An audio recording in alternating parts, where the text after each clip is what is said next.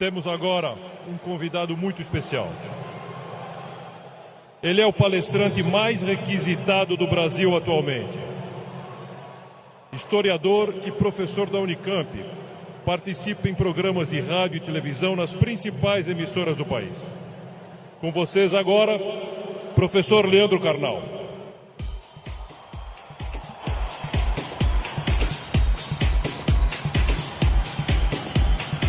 Boa tarde. Muito boa tarde. Um imenso prazer estar aqui no Rio de Janeiro. Bem, obrigado. Obrigado. Obrigado.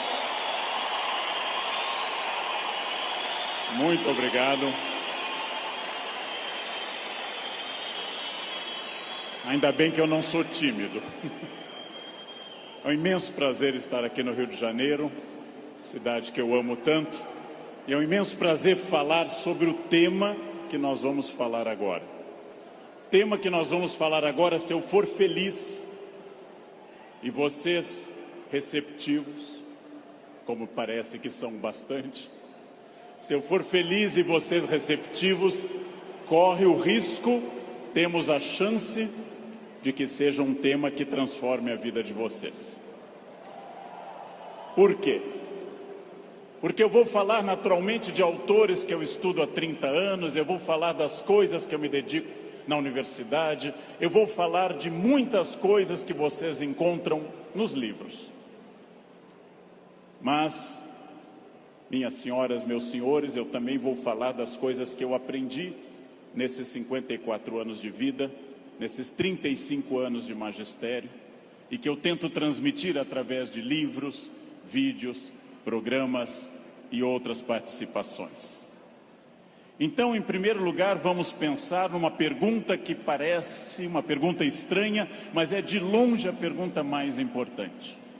Por quê? Porque, obviamente, se num domingo à tarde eu tenho diante de mim esse imenso auditório, se num domingo à tarde eu tenho tanta gente que está aqui, é porque vocês estão dando uma resposta a essa pergunta. Vocês querem ser felizes. Vocês estão respondendo a uma questão importante sobre a realização da vida. Quanto mais consciente for essa resposta, quanto mais você tiver consciência do que você quer e do que você é, mais chance você vai conseguir de ser feliz. A pergunta que eu vou fazer, eu sei a resposta, porque eu estava ali atrás ouvindo essa maravilhosa rave aqui.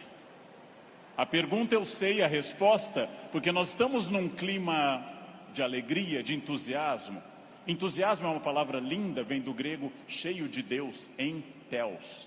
Cheio de Deus, entusiasmo. Mas eu vou começar fazendo uma pergunta que eu sei a resposta. É típico de professor isso. Se eu pergunto aqui nesse ambiente entusiasmado, com 27 mil pessoas cheias de energia, se vocês são felizes, eu sei a resposta. Pergunta, nesse momento, quem nessa distinta plateia se considera uma pessoa feliz? Acaba de falir o laboratório do Prozac. Não haverá mais depressão no planeta Terra. Bem, é óbvio que a felicidade de vocês é notável. Se eu fosse cego e surdo, eu sentiria a vibração do auditório. Porém, agora começa a função chata do filósofo. Amanhã, quando vocês estiverem afônicos, semi-surdos, amanhã, quando vier mais uma segunda-feira e mais uma, amanhã, quando vocês lerem os jornais, que são a coisa mais broxante que existe hoje no planeta, ler manchetes de jornais, amanhã vocês estarão talvez não tão entusiasmados quanto hoje. E daqui a 15 dias, talvez um pouco menos. Mas esse é um momento em que o entusiasmo é lógico. Então a minha pergunta é para médio e longo prazo, porque eu estou falando de um dos momentos mais difíceis da história do Brasil. Eu estou falando de um momento complicado. Ok. É para eu falar mais próximo do microfone. Eu já acho que eu estou berrando, mas... Num momento da história do Brasil onde existe uma dificuldade imensa. Eu não vou citar o nome dessas pessoas, porque dizem que o simples nome atrai energia negativa para o ambiente. Vamos chamá-los de Voldemort 1, Voldemort 2. Bem, muito difícil que eu consiga pensar, porque da mesma forma que nós temos um momento político difícil, nós temos um isolamento enorme neste país, e as pessoas quase todas estão fechadas sobre seus aparelhos, estão fechadas sobre aquilo que estão lendo e vendo, estão mais olhando suas telas do que outras pessoas. Há um individualismo enorme, crescente, há um individualismo que nos domina nesse momento, sem sombra de dúvida. E eu vou traduzir esse individualismo nessa piada. Um homem tenta advertir uma senhora que se encontra em rumo de colisão e grita o núcleo duro da mensagem, vaca, porque ele não tem tempo para elaborar uma frase, ele não tem tempo para dizer, cuidado, ó senhora, haverá um choque. Então ele grita apenas vaca, e ela que não olha para o rosto dele, e ela que não vê que o rosto dele é de preocupação e não de insulto, ela se vira e insinua que o casamento dele é uma sociedade aberta e não fechada. Bem,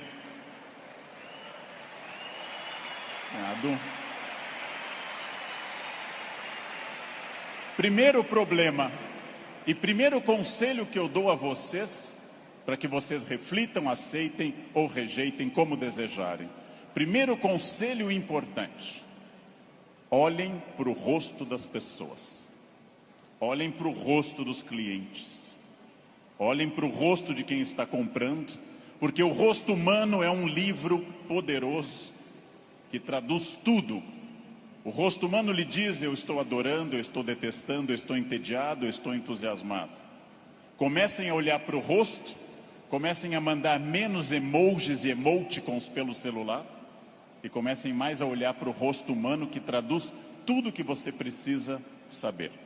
Chego a sugerir ousadamente que vocês olhem para o rosto das pessoas da própria família, que conversem com maridos e mulheres. Olha a minha ousadia. Que olhem para essas pessoas. Que vocês passem a avaliar valores, emoções, sentimentos. Que vocês passem a pensar claramente em cada indivíduo único. Essa é uma das grandes chaves do sucesso. Eu tinha um erro, eu tinha um defeito como profissional. Há alguns anos eu entrava num grande evento como esse pensando o seguinte: acabei de chegar de Foz do Iguaçu, dei palestra lá, amanhã eu tenho que estar cedo em São Paulo, depois eu vou para a Bahia, depois eu tenho que voltar correndo da Bahia porque eu tenho aula na terça-feira de manhã cedo em Campinas. E eu vivia no compromisso seguinte, eu vivia no momento seguinte. Isso é um defeito. Vivam no momento que vocês estão. Ao entrarem para conversar com alguém, ao tentar uma venda, ao ler um livro, ao namorar, ao conversar com seu filho, ao fazer qualquer coisa importante na sua vida, entre inteiramente naquilo. Não fique pensando o que vem depois. Faça daquela experiência única e que a pessoa que está com você não entenda e não sinta, em hipótese alguma, que ela é um obstáculo ao seu horário, que ela é um obstáculo à sua realização. Entreguem-se a isso. Quais são os meus valores? De novo, parece uma pergunta estranha, mas é uma das perguntas mais importantes que nós temos. Qual é o seu valor? Qual é o seu valor principal? Qual o seu valor auxiliar? Que faz você se emocionar? O que move seu coração, o que impulsiona seu despertar? Quais as ideias que você tem mais fortes pela manhã?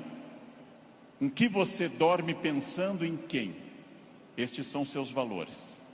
Decidiu que seus valores são família, dinheiro, um equilíbrio entre os dois? Decidiu que seus valores são viagens, família, dinheiro, um equilíbrio entre os três? Perfeito. Definido o valor, procure este valor obsessivamente, sem cessar em nenhum momento. Há mais de 40 anos, quando eu estava estudando línguas inclusive, eu ouvi várias pessoas dizendo sempre que era muito esforço. Quando eu fiz a faculdade, evitei excesso de festas, evitei maconha, o que num curso de humanas na USP é um isolamento muito grande. Não pegava ninguém, evitei coisas, foquei no que eu queria. Eu estou aqui para estudar, eu estou aqui para estudar muito. Depois continuei estudando e fiz mestrado e doutorado, fui morar fora, aprendi línguas e sempre mirando no meu valor. Meu valor é ser um profissional de excelência, e não apenas excelência média, de grande excelência. Então, eu mirei desde o início, gente. Eu mirei na ideia que eu quero ser Alexandre o Grande, não Alexandre o Médio, nem o Pequeno. Não quero ser médio, não quero ser a pessoa legalzinha. Por incrível que pareça, e até vaidoso que possa parecer a vocês, mas isso foi um lema de vida, desde muito cedo eu disse, eu quero ser, se não o melhor, um dos melhores professores do Brasil. Um valor alto, vaidoso. Só que eu aprendi que mirando alto, às vezes a gente consegue um pouco menos. Se você mirar baixo, você consegue ainda menos. Mire alto. Não tente ser o melhor vendedor do condomínio, é muito pouco. Não tente ser a melhor pessoa da rua, é muito pouco. Mirem alto. Mirem alto e busquem isso. Eu quero ser o melhor vendedor do Brasil. Simplesmente isso. Se alguém acha que não pode, ache os instrumentos para poder. E aí um outro conselho importante. Querem saber quando está dando certo? Querem saber quando o projeto de vida de vocês acertou no valor? São aqueles semi-amigos. Semi-amigo é o inimigo que lhe abraça. Chegam a você e lhe dizem, você tem sorte, né? Nossa, você tem muita sorte. Prestem atenção nessa frase que o tio Leandro vai dizer. Sorte é o nome que o vagabundo dá ao esforço que ele não faz. Então, sorte existe, sim. Eu não controlo tudo. Eu não sou Deus, eu não controlo tudo. Por vezes eu estou em Congonhas, o avião tenta aterrissar e arremete.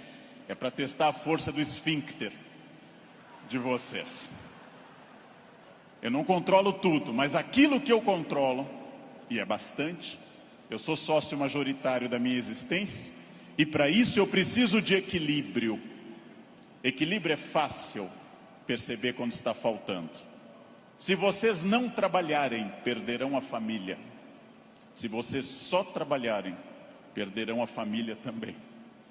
Equilíbrio é um diálogo constante. Estou cuidando do meu corpo é funcional, o corpo tem que ser funcional. Eu tenho que sair do sofá sem auxílio de muitas pessoas.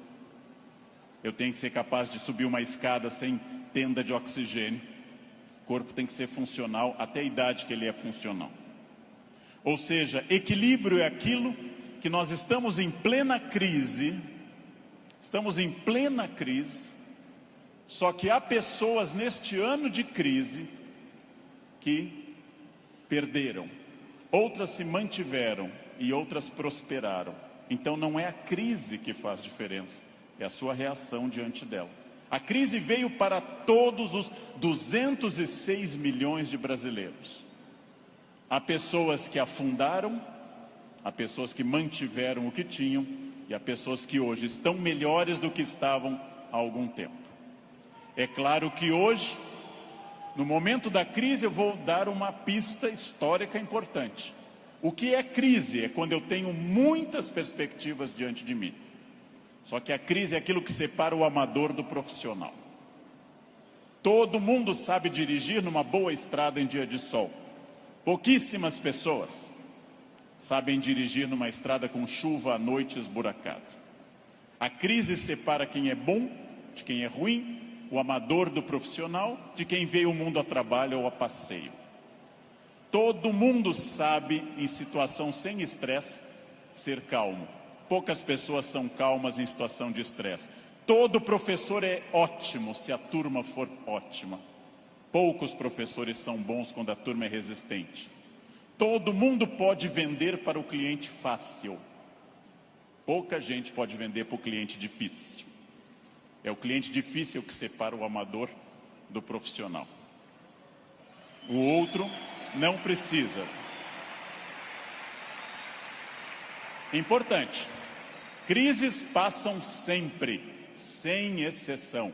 Toda crise passa. E aqui já vem a pergunta: onde você quer estar quando essa crise passar? Com quem? Onde você quer estar quando essa crise passar? Eu quero fazer muitas perguntas importantes para nós. Vamos agora testar uma questão importante. Quase todo mundo no Brasil está pessimista. Há um pessimismo dominante. Ótimo. Mais fácil ainda de trabalhar. Por quê? Vamos testar a idade de vocês. Quem lembra dessa personagem, provavelmente tem curso de datilografia. Quem lembra dessa personagem fez prova com um mimeógrafo. Provavelmente teve Orkut. Quem lembra dessa personagem é uma pessoa experiente. Essa hiena, um desenho animado da década de 60 e 70, a hiena Hard ficava dizendo: ó vida, ó céus, ó azar. Ela era pessimista, porém tudo que a hiena dizia que podia dar errado, dava. Ela era pessimista, mas ela acertava. Por isso que eu quero dizer a vocês que o pessimismo pode ter alguns valores. Ele nos dá uma amostra dos riscos. É importante ter um pessimista na equipe, mas no máximo um, apenas um, que é o que uma equipe tolera. Quando alguém chega e diz: nós vamos dobrar o capital, dobrar o número de clientes, nós estaremos mais 30 países até o ano que vem, o pessimista diz: calma, não é tão fácil. Pessimista é importante para levantar problemas, mas agora eu vou mostrar uma imagem daquilo que eu acredito.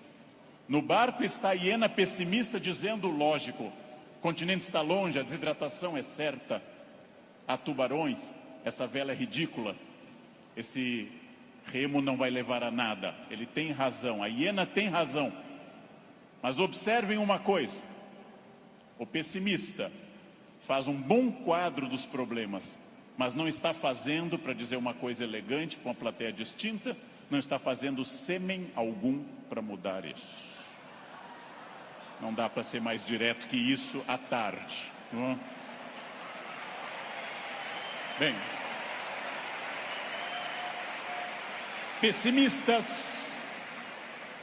pessimistas são bons para levantar os riscos. Pessimistas são péssimos para resolver os problemas. Para eu resolver um problema, para eu resolver qualquer coisa, eu preciso de um otimismo obsessivo. Se eu não for otimista, gente, eu jamais teria casado. As estatísticas me contrariam. Casamento é submarino, pode flutuar, mas foi feito para afundar. Foi feito para afundar. Se eu não fosse tomado de um otimismo obsessivo e doentio, eu não teria filhos, porque é um investimento de retorno muito ruim. Filhos nunca amortizam o que você investe neles. Com filhos você nunca chega ao topo. Pelo contrário, você vai investir centenas de milhares de reais e vai ouvir a frase: eu te odeio. Filho não vale a pena. Casar não vale a pena. Porém, se nossos pais não tivessem tido esse otimismo obsessivo, nenhum de nós estaria aqui hoje. Então, mais uma vez, um conselho forte. Ouçam os pessimistas. Para pessimista não vale a mãe é sempre otimista com vocês. Ouçam um cunhado é bom para isso. Ouçam o cunhado. Ouçam os pessimistas. Vejam o que eles têm a dizer, agradeçam. Enquanto eles falam, tenham aquela reação bovina. Ouçam. Depois agradeçam e comecem a trabalhar com otimismo total. É só assim que se cresce. É só assim que se consegue alguma coisa. Eu não sei quem governará o Brasil no ano que vem. Pela tradição republicana, o pior possível, mas ainda não escolhemos. Eu não sei, aliás, nem quem governará o Brasil no fim deste ano. Eu tenho total incerteza, mas quero garantir a vocês que, apesar da imprevisibilidade, há uma chave na mão de vocês chamada preparo. Quem daqui ler mais livros sobre técnicas boas de venda, estudar mais psicologia de vendas, quem tiver mais método, quem for mais otimista, quem for mais metódico, não sabe o que vai enfrentar, mas estará melhor do que quem não fizer isso. Não sei onde estaremos, gente. Não sei onde estaremos. Vejam, em nenhum momento na graduação de História e Filosofia, em nenhum momento fazendo mestrado ou doutorado ou estudando fora, eu imaginei que um dia eu teria a honra de falar para essa plateia tão numerosa e entusiasmada. Em nenhum momento.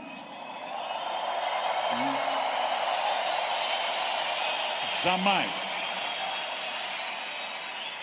E não obstante, ter estudado me trouxe até aqui. Ou seja, essa é a chave. Pergunta óbvia, onde você quer estar o ano que vem? Eu não sei o ano que vem, eu não sei 2018, eu não sei 2027, daqui a 10 anos. O futuro é sempre nebuloso. Gente que há 2, 3 ou 4 anos governava este país e tinha uma renda maior que todo esse auditório junto. Hoje está tendo uma hora de sol em Curitiba. Então, o futuro é sempre oscilante. Porém, vamos transformar essas palavras. Substituamos passado por experiência, o que os trouxe até aqui. O presente, ação, esse encontro aqui na Barra. O futuro é estratégia, o que vai ser gestado nesse dia para o que vem pela frente. Se vocês pensarem em futuro como estratégia, entenderão que sim, o futuro é absolutamente imprevisível.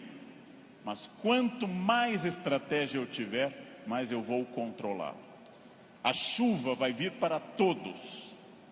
Quem souber nadar melhor vai sobreviver. Esse é um dado óbvio. Bem, mas eu erro bastante. Eu, Leandro, sou hoje melhor professor, porque já errei bastante. Eu, Leandro, erro. Errar é humano. Lembrem que no nosso mito fundacional, judaico-cristão, a primeira empresa do mundo chamou-se Éden, e o proprietário selecionou 2 funcionários, dali mesmo, não fez seleção externa, criou ali dentro do Éden mesmo. Deu apenas uma regra, fez uma semana de compliance e deu apenas uma regra. Só não pode comer uma fruta, o resto tudo pode. Foram lá e comeram. Foram demitidos por justa causa. Foram para o mundo, tiveram 2 filhos. Um matou o outro, Caim matou Abel. Primeira família do mundo, a mais próxima de Deus. 2 infratores, um assassino e um cadáver. Essa é a primeira família do mundo. Uma família que tinha tudo para dar certo, gente. Não tinha sogra, não tinha nora e não tinha genro. Uma família perfeita. E deu errado. Pergunta. nós somos filhos deles. Errar é humano. Significa que todos que estão aqui, com exceção dos mentirosos, já erraram. Só os mentirosos nunca erraram, porque são mentirosos e dizem que nunca erraram. Faz uma coisa que eu treino há mais de 50 anos diariamente. Eu treino andar. Faz mais de 50 anos que eu treino diariamente e eu tropeço. Erro é um recado. Erro é um recado enviado para dizer que você pode mudar de estratégia, tem que aprender, tem que ter cuidado. Erro é fundamental. Errou, não conseguiu, não atingiu meta, falhou, ótimo. Se você aprender, você será melhor. Senão será só um chorão. Aprenda. Aprenda com o erro, gente. Aprenda com o erro. Erro lhe tira da zona de conforto. O que é a zona de conforto? É aquilo que me deixa satisfeito, feliz. Zona de conforto é aquilo que estraga o meu desafio. Ostra feliz, diz Rubem Alves, ostra feliz não desenvolve pérola. A pérola é a resposta da ostra a isso. Por que a ostra faz uma pérola? Porque um grão de areia a incomoda e ela reveste com madrepérola. Sem isso a ostra não produziria pérola. Zona de conforto é aquilo que lhe deixa repetindo.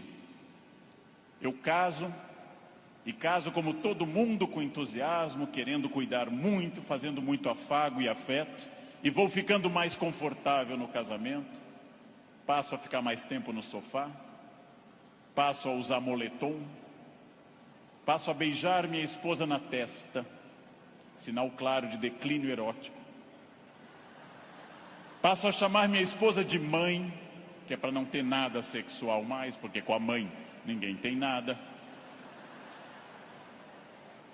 Perco a atenção na roupa de baixo, e ela, ao invés daquelas lingeries lindas, de seda e renda, vermelha e preta, passa a usar bege, de algodão, lavadas com sabonete no box, dia após dia. E assim os dias vão se sucedendo, e finalmente chegamos ao ponto mais baixo da relação. Os dois passam a usar croque. Acabou. Acabou. Não há sexo com croque, jamais. Bem,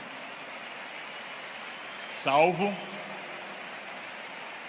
se alguém aqui está de croque, é exceção do que eu estou dizendo. Fica muito bem em você. Fica muito bem. O que acontece com a zona de conforto? Eu passo a não querer fazer mais coisas certas nem com entusiasmo. Eu passo a achar que está bom estar no aquário lotado porque é conhecido. E eu não busco um aquário mais desafiador e maior. Tudo o que te agrada te engana. Tudo o que te seduz e te deixa confortável te conduz à mediocridade. Quanto mais você tiver desafios, mais você vai responder a esses desafios. Zona de conforto é muito curiosa, porque ela significa o fim da luta. Saiam da zona de conforto. Pensem seriamente que tudo está em mudança, tudo está envelhecendo, tudo está passando, tudo aquilo que não está se expandindo está encolhendo. Tudo aquilo que não está melhorando está piorando. Isso é a realidade do mundo. Se você não mudar o seu negócio, alguém mais jovem e mais dinâmico vai mudar. Nesse momento, alguém está tendo uma ideia de vendas melhor que a sua. Isto significa que quem se dedica a ser um profissional precisa permanentemente levar em conta essa frase: mudar é difícil, me ensinaram os norte-americanos. Mudar é difícil, não mudar é fatal. Mudar é difícil, não mudar é fatal. Isso é fundamental. Tem duas opções: enfrentar a mudança, enfrentar o desafio e pensar: esse ano eu consegui isso, que bom, e agora? Ah, mas eu já falo inglês. Ótimo. Qual o passo seguinte? Eu já consegui a minha casa, perfeito. Era esse o seu objetivo material? Qual é o passo seguinte nos outros objetivos? Não mudar é fatal. Protagonismo é quando eu entendo que a minha vida não mudou por causa dos astros. Não mudou porque Mercúrio estava retrógrado. Não mudou porque Saturno está sob meu signo. Mudou porque eu agi. Mudou porque eu fiz alguma coisa. Protagonismo é isso. Não é fácil tomar essa decisão. Não é fácil olhar além do horizonte e perder essa ação reativa de quem simplesmente acha está faltando isso, está faltando aquilo. Não é fácil. Não é fácil essa transformação. A visão além do horizonte pressupõe racionalidade, pressupõe previsão. E eu venho de um país que eu amo tanto, este Brasil, apaixonadamente, um país que não gosta de ser estratégico. Todos os dias eu pego avião, gente, todos os dias, como hoje de manhã, como agora à tarde. Todos os dias eu enfrento raios-x e pessoas que passam, aí tem o celular no bolso e voltam. E eu atrás dessa pessoa envelhecendo. E a pessoa passa de novo, as moedas, e volta. Ah, a botinha cafona com taxinhas, volta. Depois de 10 vezes a pessoa passa, sem nenhuma estratégia. Chega à porta do Finger, a funcionária pede o documento e começa a procurar na bolsa ou na mochila o documento. Naquele momento, o meu já está em ângulo para mostrar para o funcionário. Essa pessoa acha o documento, entra no avião, vai até a metade e aí olha o seu ticket, 2A, e começa a voltar, contrariando a piracema que está indo para o fundo do avião. Estratégia é a capacidade de se antecipar à necessidade. Estratégia é estar pensando o seguinte: está dando certo a minha estratégia nesse momento? Ótimo. Está dando certo, já é passado. O que eu vou fazer no futuro? O que eu vou fazer para transformar isso? Racionalidade estratégica. Não existe destino. Eu sou das pessoas que compartilha da ideia que não existe destino. Existem acidentes para todos. O que eu faço com esse acidente me define. Ah, Leandro, você fala bem porque você é de aquário. Eu sou de aquário. Aquário é ar. Pessoas de ar falam bastante. Gêmeos também. Ah, você é muito ciumenta, mulher, porque você é de escorpião. Escorpião é tomado pelos ciúmes. Mas que marido exemplar? É câncer. Câncer é água. Chora até a inauguração do supermercado. Mas que chefe autoritário? Áries. Ele é de Áries. É muito autoritário. Que secretária organizada? Virgem. Virginianos têm toque com ordem. Muito bem. Isso é pensamento mágico. Sabe o que é pensamento mágico? Acreditar que a minha vida é determinada por uma constelação na hora do nascimento. Sabem o que é vaidade, que também atrapalha? É ficar pensando agora, por que ele não falou do meu signo até agora? Isso é vaidade. Será que ele vai falar do meu signo? Isso é vaidade.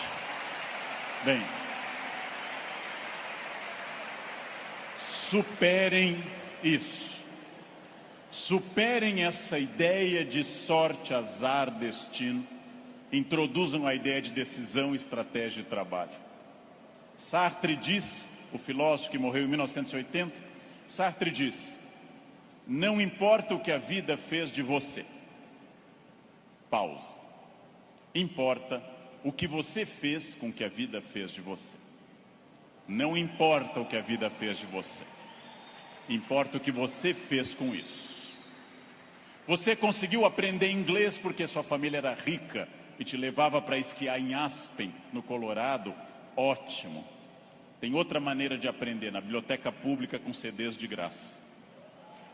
Aspen é bom, Aspen é legal, mas não está impedido o acesso para outras pessoas.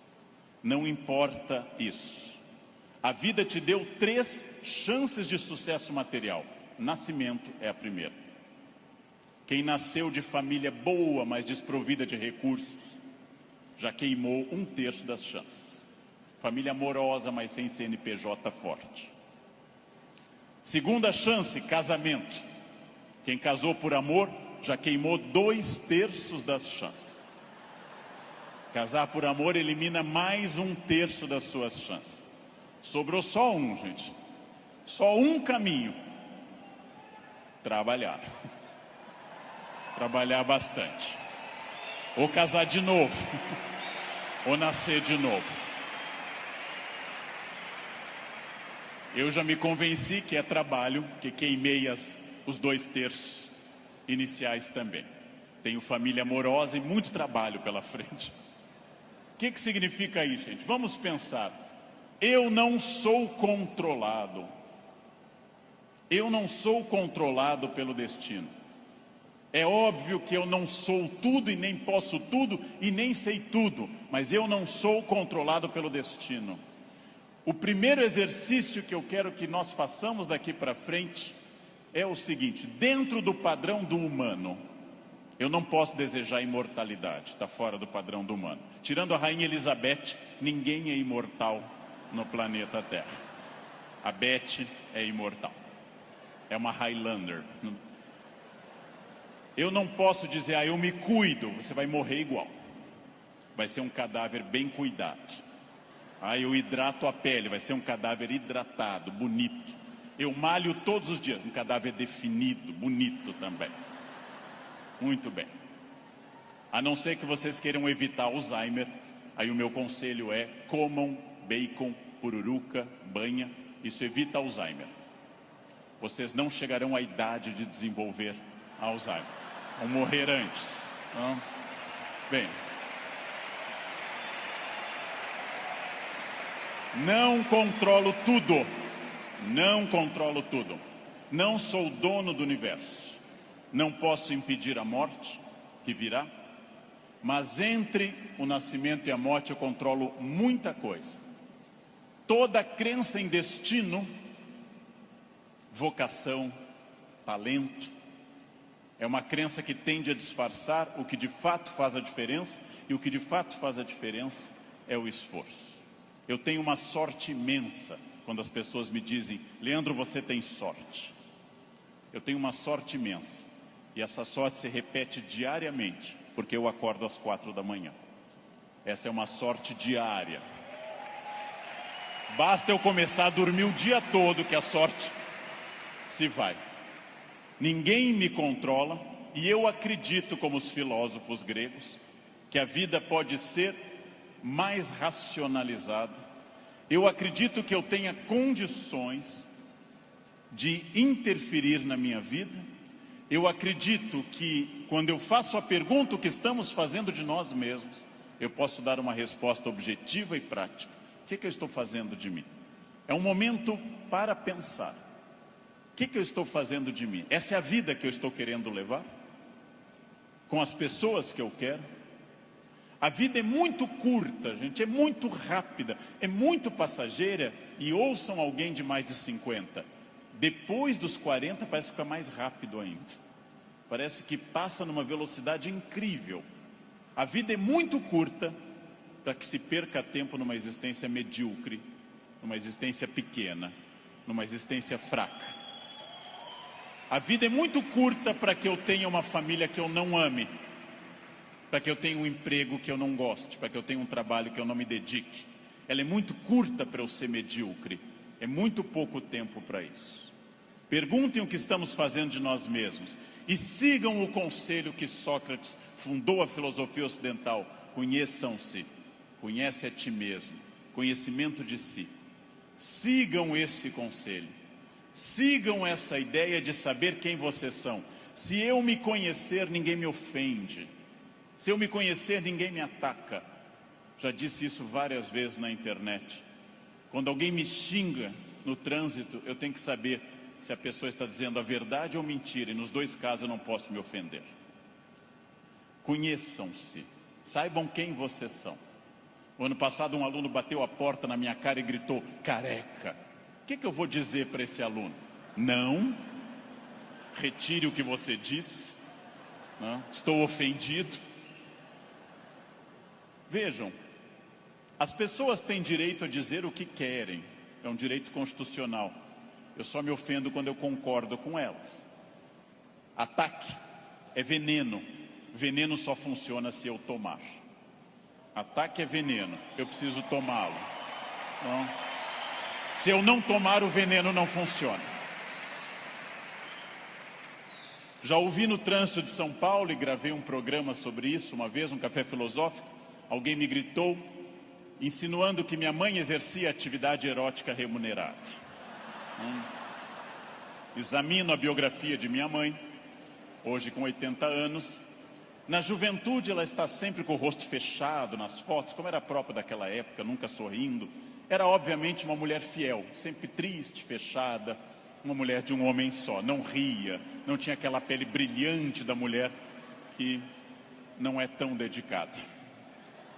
No passado por virtude, no presente por falta de mercado, minha mãe não é uma prostituta. Então eu não me ofendo.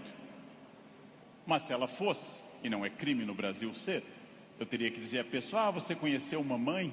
Você ia lá em casa? Não. Também não teria que me ofender. Segundo xingamento mais comum e mais estranho, diz respeito à orientação sexual, que é mais estranho ainda, já que orientação sexual não é xingamento, mas é uma característica de cada pessoa. Alguém insinua que eu seja de uma orientação sexual específica. Eu observo e penso, tenho 54 anos, é uma idade boa para você já saber seus orifícios preferidos. É uma idade que, grosso modo, você já sabe mais ou menos o que você gosta. E não haveria problema nenhum em gostar de outra coisa. Então eu digo, você está enganado. Seguindo o velho conselho do Rio Grande do Sul, onde eu nasci, por onde sai o feijão, não entra mandioca.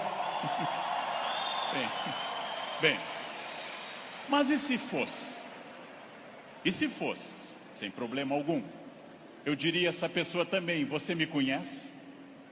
Eu não lembro do seu rosto, mas eu olho sempre o travesseiro, quer dizer, eu não vejo, estou sempre na fronha, eu não lembro bem do seu rosto. Sem problema também.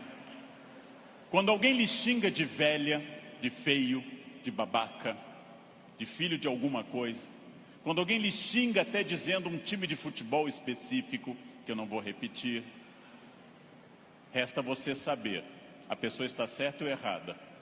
Se ela estiver certa, ela não está me ofendendo. Se ela estiver errada, está me ofendendo. A vida é muito curta para que eu perca tempo com babacas cheios de ódio. A vida é muito curta para isso, né? É muito curta. Evitem esse problema. Quem se conhece não se olha como Superman, e na verdade é o pateta. Quem se conhece sabe dos seus limites e explora esses limites ao máximo.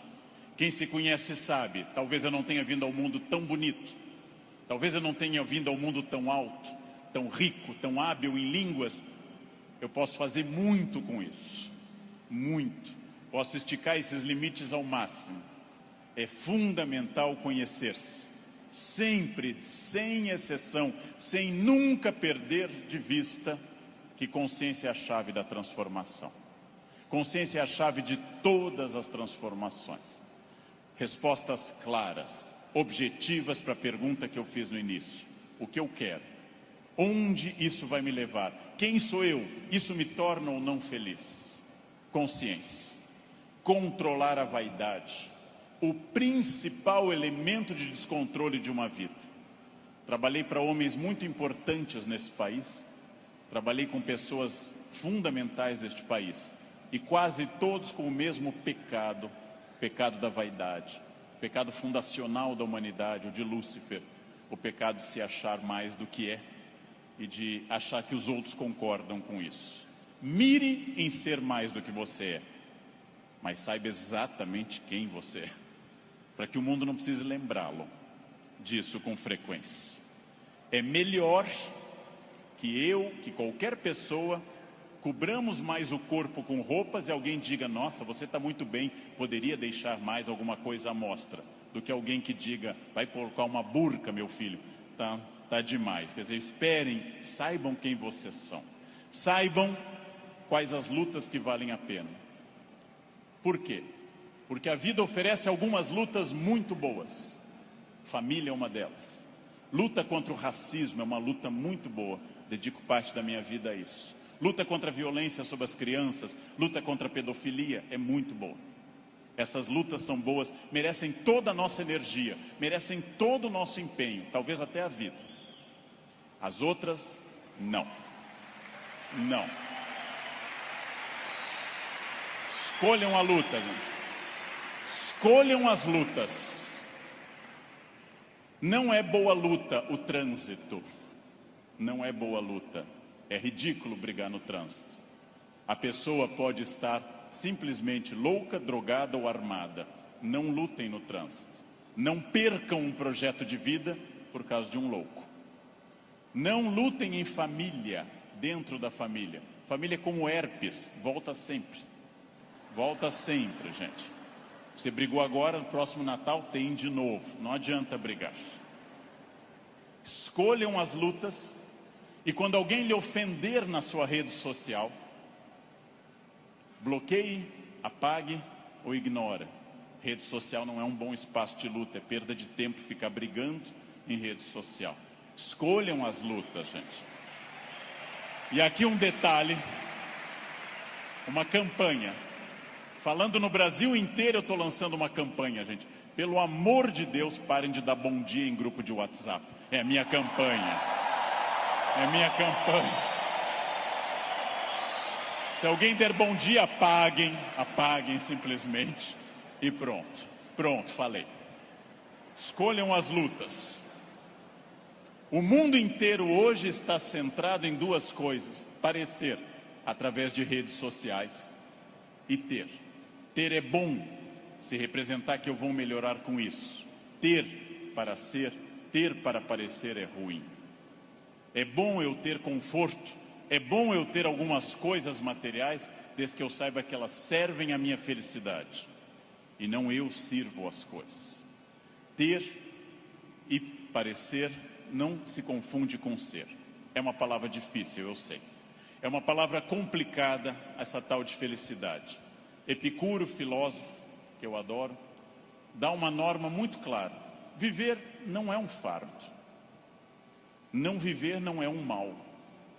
Logo, diz Epicuro que nós devemos honestamente morrer e honestamente viver.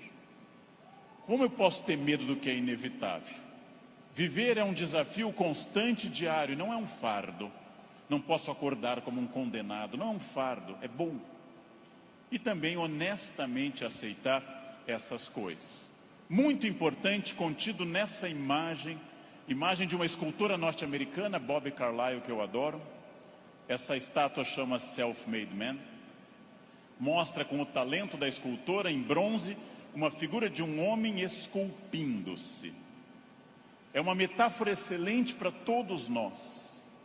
Eu estou parcialmente pronto, mas eu não sou perfeito. Perfeito quer dizer em latim, feito até o fim. Perfectum, feito até o fim. Eu não sou perfeito. Eu sou perfectível. Eu estou em processo de transformação. Eu sou uma pessoa crescendo a cada instante. Eu tenho partes completamente prontas, outras que precisam de melhoras e outras que precisam ser criadas. Eu não estarei pronto até o fim. O jogo termina apenas no fim.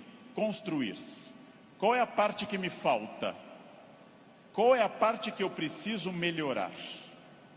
Qual é a parte que eu tenho que transformar? Talvez eu seja muito bom quanto a horários, quanto a sair da cama, mas eu sou bom quanto a resiliência, ou seja, enfrentar as pequenas crises cotidianas. Eu sou bom com resiliência e com horários, mas sou muito irritadiço. Tenho que trabalhar isso no meu autoconhecimento, num processo de psicologia, tenho que trabalhar minha irritação. Eu tenho partes a serem melhoradas. Meu português não é bom? Leia, aprende, estude. Eu tenho partes a serem melhoradas. É isso que nós chamamos de construir-se, fazer-se, tornar-se melhor. Não acreditar naquela síndrome de Gabriela, cravo e canela. Eu nasci assim, eu sou sempre assim. Gabriela, não existe isso. Não existe nada que eu não possa transformar dentro do padrão do humano. Construir-se, fazer algo novo, fazer uma ideia nova, interferir no meu corpo, na minha renda, na minha família. Freud morreu em Londres fazendo essa pergunta nos seus 2 últimos anos de vida, 1938 e 39. O que as pessoas buscam tanto a infelicidade e quando encontram, ficam admiradas como se fosse uma coisa surpreendente? Por que as pessoas mantêm uma família difícil, em ambiente difícil? Por que fazem programas ruins, estressantes? Porque ano após ano repetem o mesmo erro. E depois, quando vem a infelicidade, na forma de insônia, ansiedade, depressão, angústia, elas ficam surpresas. O que houve com a minha vida? Houve o que você fez. Houve o fruto do seu projeto. Houve a sua ação, houve a sua mão neste cinzel. Trabalhem. Uns têm que trabalhar mais. Uns precisam um esforço maior. Tem gente que anda 5 minutos na esteira e define abdominais. Eu tenho raiva dessa gente. Tenho raiva. Tem gente que come brigadeiro dia e noite e está com 2% de gordura. Quero que morram. Eu vou ter que comer capim sem parar. Vou ter que correr daqui até o Recreio dos Bandeirantes e voltar fazendo num pé só para perder 100 gramas em 2 meses. Não é fácil. E devo dizer a vocês, vai piorando com o tempo. Não é fácil, mas é possível para todo mundo. É possível para todo mundo. Esculpam-se. Criem-se. Façam algo assim. Sejam alguém diferente. Façam algo que transforme a sua vida. Parem de ficar na estrada lamentando o que teria sido. Tirem o futuro do pretérito da cabeça de vocês. O que teria sido não tem importância. Só tem importância o que é e o que será. O presente e o futuro. Só. Ah, se eu tivesse feito isso. É irrelevante o futuro do pretérito no projeto de vida. Condicional em inglês. Não existe isso. Não pensem em nada que não seja fruto dessa ação. É isso que eu tenho perseguido sistematicamente nos últimos anos. Aquilo que eu quero, as metas que eu desejo, o mundo que eu quero ver, seguindo o conselho do grande Mahatma Gandhi, líder da Índia, seja você o mundo que você deseja ver, ou seja, anuncie em você o mundo que você deseja ver. Como eu quero um mundo mais ecológico, eu vou reciclar lixo em casa.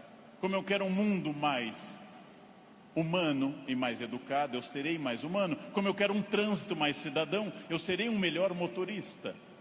Como eu quero combater a violência entre as pessoas, eu serei menos violento. Eu sou a transformação que eu quero ver no mundo. Parem de se espelhar no mundo, construam essas coisas, digam a si mesmos onde querem estar, com quem, com qual corpo, com qual renda, em qual casa, e persigam esse objetivo. Persigam esse objetivo. Pronto, simples. Num livro que eu acabei de ler, conta o autor que o grande pianista deu um concerto aqui no Rio, Arthur Moreira Lima, que eu admiro muito, tocou maravilhosamente Chopin, e ao final uma senhora simpática chegou e disse a Arthur Moreira Lima: nossa, eu daria minha vida para tocar como o senhor toca. Ele respondeu: eu dei a minha. Essa é a chave. Eu dei a minha. Eu dei a minha vida significa eu fiz todo o esforço para isso. De novo a pergunta com a qual eu iniciei essa fala. Você é feliz? Esse grupo respondeu com entusiasmo que era feliz. Perfeito. A gente sabe que talvez, uma ou outra pessoa aqui, 2 ou 3, talvez não sejam tão felizes, mas levantaram a mão porque ficava chato. Talvez. Mas a próxima pergunta é muito importante também. Se há algo que me incomoda, em qualquer campo, se há algo que me perturba, se há algo que me tira o sono, se há algo que eu poderia melhorar, se eu quero um outro modelo, o que pode ser feito a partir de hoje para mudar esses pontos complicados? Em janeiro eu me reuni com os meus alunos E um deles me disse: depois do carnaval eu vou estudar francês. E eu disse: você vai desfilar? Você é destaque em alguma escola? Você vai trabalhar na escola do samba, na cidade do samba? Não, então começa essa noite, e não depois do carnaval. Essa noite. Não depois do carnaval. Segunda-feira eu vou perder peso. Não. Hoje. Vão a pé para casa. Começa hoje. Eu preciso ir até São Paulo a pé essa semana. Vocês não podem pensar nisso para depois. Eu tenho um assistente que, vendo tudo que eu faço para o Natal em família, eu gosto muito da festa de Natal, sou um fascinado pelo Natal, adoro festa de Natal. Ele disse: nossa, como eu gostaria que o Natal fosse assim lá em casa. E eu perguntei: e o que você acha que acontece para ser assim na minha casa? Anjos descem dia 24 e trazem a ceia e as atrações prontas, ou você me vê desde outubro no telefone, indo atrás disso? O Natal será o que você quiser que ele seja. Será o que você quiser que ele seja. Se o seu Natal é depressivo, se o seu Natal é aquele que toca Jingle Bells e você chora, se o seu Natal é depressivo, é uma escolha sua, respeitável. Você gosta de Natal assim. Se o seu Natal é alegre, é uma escolha sua. Isto vale para tudo que vocês decidirem. O que pode ser feito para mudar os pontos complicados? Onde eu posso transformar quem eu quero ser daqui para frente? Eu digo isso sabendo que é fácil dizer e é complicado fazer. E o que eu ganho se eu for estratégico, consciente? O que eu ganho se eu tiver autoconhecimento? Estou recapitulando o que eu falei. E o que eu ganho se eu fizer as perguntas certas e me esforçar para atingir esse objetivo? A resposta disso é óbvia, é a vida plena. O que é uma vida plena? É a vida que eu controlo de acordo com a minha felicidade. Pessoas não plenas são aquelas que dizem que são levadas. Não dei sorte. Tentei, mas foi assim. Minha família não é uma família de sucesso. Eu tentei, mas não era o que eu queria. Não, você não tentou suficientemente. Acontece que, para conduzir a uma conclusão, tem uma coisa terrível. O fracasso é uma das coisas mais confortáveis que a espécie humana inventou. O fracasso é agradável, me tira toda a responsabilidade. Não dei certo, fui à falência, adquiri um vício, eu bebo até cair. O fracasso é super confortável, porque ele me faz parar de lutar. No momento que eu paro de lutar, eu me sinto tranquilo. O fracasso é um quarto confortável, o sucesso é um quarto desafiador. O fracasso é uma coisa que agrada a maioria das pessoas, por incrível que pareça. Por isso tanta gente gosta do fracasso. Por isso tanta gente fica no fracasso. Por isso que tanta gente leva um casamento ruim 30 anos. Fica num emprego ruim 30 anos. Não faz uma coisa certa uma década inteira e pensando, não deu. Porque isso é confortável. É confortável. E aí volto à pergunta que eu fiz aos senhores desde o início. Volto a essa pergunta fundamental. De fato, o que eu quero? Quem eu sou? Onde eu quero chegar? Com quem eu quero chegar? Quais são meus objetivos? Se eu tiver consciência profunda, eu transformo por completo. Então, a primeira pergunta vocês já deram a resposta. E deram a resposta antes de ouvir o que eu tinha para falar. Todos aqui são felizes. Ótimo. Perfeito. A segunda pergunta é mais complicada. É a pergunta para deixar para vocês pensando nessa linda tarde de domingo. Quem daqui quer, nos próximos 10, 20 ou 30 anos, quem daqui quer continuar sendo feliz, com êxito e feliz? Bem, melhor ainda, eu também. Melhor ainda, agora vai começar o primeiro dia do resto da vida de vocês. Agora começa a parte mais importante. Esqueçam o que passou. Esqueçam o passado. Esqueçam tudo que veio até aqui. Reinvente-se. Reconstrua. Faça dessa vida um espaço completamente diferente. Fácil. Sua vida vai continuar sendo muito feliz. Não se acostume ao fracasso. Acostume-se à felicidade. Desafiem-se. Sejam melhores. A vida só vale a pena se ela for intensamente vivida, intensamente aproveitada dentro desses objetivos. Por que que eu sei isso? Porque é o que eu faço aqui hoje, inclusive. Então, muito obrigado.